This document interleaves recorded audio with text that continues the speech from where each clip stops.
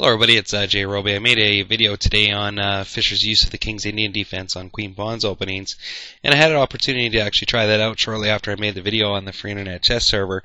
I don't usually see Queen Pawn openings a lot, but when I do, I've been using the Benoni system, but this time I thought I'd give it a try since I just made that video. So my opponent here is playing white. I'm jrobi playing black, and he opens with Queen's Pawn to d4, so I play knight to f6, and my opponent plays knight to f3, and I play pawn to g6, getting ready to fianchetto. So from this position, my opponent plays pawn to e3, and from here I just fianchetto, and he plays pawn to c4, I castle. And now he brings his knight out to c3. Now you can probably tell some similarities if you watch the Fischer video already today.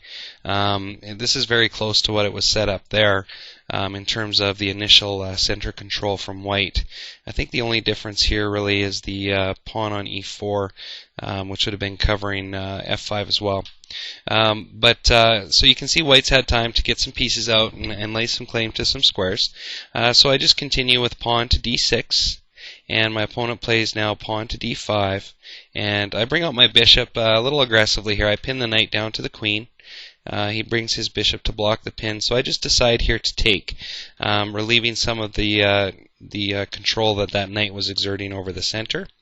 And he recaptures, and then I play knight now to a6. I don't generally play my knights out to the side of the board, but you know, there's always exceptions to every chess rule, and I was just kind of looking at b4 and c5 as possible jump points for my knight, which would give me some attack capabilities in the center here. So my opponent decides to play pawn to a3, and I can see that he's going to be trying a little bit of a pawn storm here to maybe harass my knight a little bit. So I play pawn now to b6, and he castles, and I move my rook off of a8, and I put him on b8. The reason being is he's got this bishop here, and that could pose some problems later on down the road. So I figured, you know, while I'm developing and getting my position set up, I would have all my big pieces on dark squares.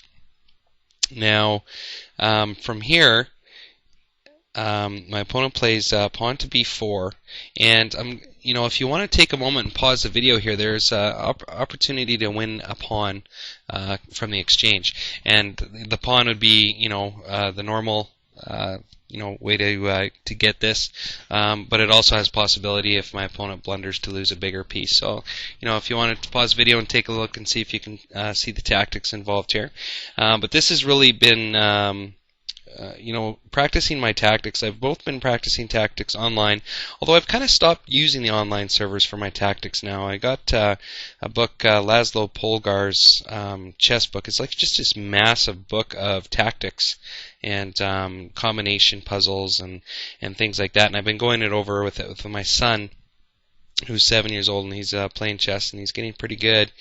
And so we've been actually doing that on a real chess set instead of using the computer for the online tactics. Although, like, I mean, online tactics were good too. I did that for a few weeks. But anyway, I saw a nice little tactic here. So I take the pawn on d5, and the thinking behind it was that if he were to recapture with the knight here, so we'll just go into a new variation here, he drops his rook. And if he takes back with the bishop, then he drops his knight. So either way, in terms of the non-pawn material here, I come out equal, and then I win a pawn that way. With the bishop variation, the rook is under immediate attack as well. So anyway, I play knight takes d5. My opponent recaptures with pawn, and then I take his knight. So I'm immediately attacking the rook here. He's got to do something about that. So what he does is he moves his rook to a2. And then from here I play pawn now to c5, because basically if he captures here, my thinking was to use the knight. He lines up his bishop instead though, so I just recapture that bishop there and trade some material off the board. So I've got a bishop, he's got a knight, he's down a knight and a pawn, and I'm down a bishop. So from here now I just capture on b4. I wanted to leave this pawn chain secure, and he recaptures with his pawn. And then from here now I play pawn to e6. I want to get rid of this d5 pawn. So he now attacks my knight, but this just lets me move my knight to c5, giving my knight a lot of options here. So he's defending this pawn, attacking here, and basically grabbing a bunch of squares in the area. So I felt he was going to be pretty useful there. Plus he's also protected by a couple pawns here, so it's a nice little outpost. And from here my opponent captures, and I take back with the knight. It left an isolated pawn here on d6. But what I wanted to do is I wanted to capture with knight, eyeballing up here g5 to get his bishop to move out of that position.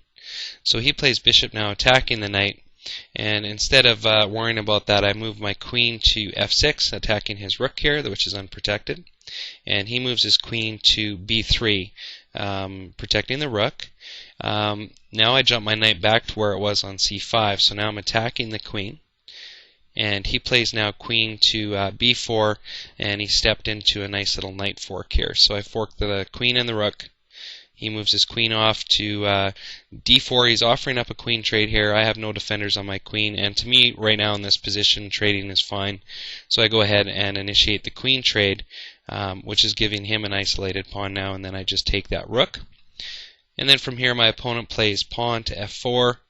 And I moved my king to h8. I wanted him off this diagonal, but I think a better move for me would have been king to g7 here, because I have to eventually bring him back there anyway, as you'll see as the match progresses.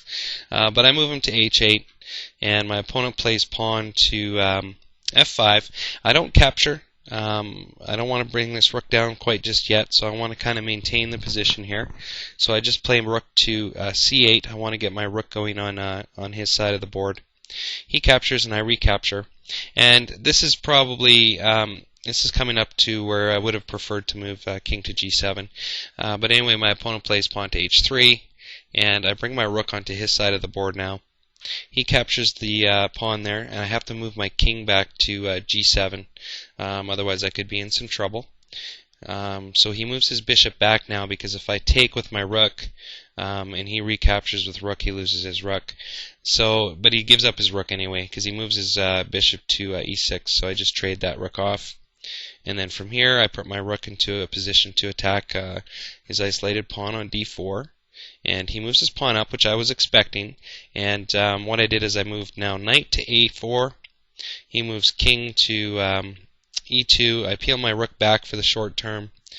He moves pawn to g4, and I just put my knight now checking his king. He moves it off, and I take this pawn here on b5. He goes king to f4, and I put up my knight here to d4, attacking his bishop. And his bishop has nowhere to run, so it's going to fall. Well, actually, it could have survived a little bit longer along this diagonal, but my opponent plays pawn to h4, probably thinking that maybe he might have a chance of getting this pawn promoted. So I go ahead and capture, because I see a way that I can get that pawn really quickly. He takes back, and I just put a check on his king, and his king really can't go anywhere other than g5 to stay in the action, so that just lets me swing the rook over. He plays pawn here, I just take. He takes with his king, and I take this pawn, and my opponent resigns. So it was a pretty good match. I like the position that it gave me, and the tactical options. So I can see why Fischer might have used it quite a few times against the queen's pawn, and it was definitely fun. And I'm going to be playing around with it a bit here in the future whenever I get the opportunity with the queen's pawn. And I do like the Benoni as well too. I've had some success with the Benoni.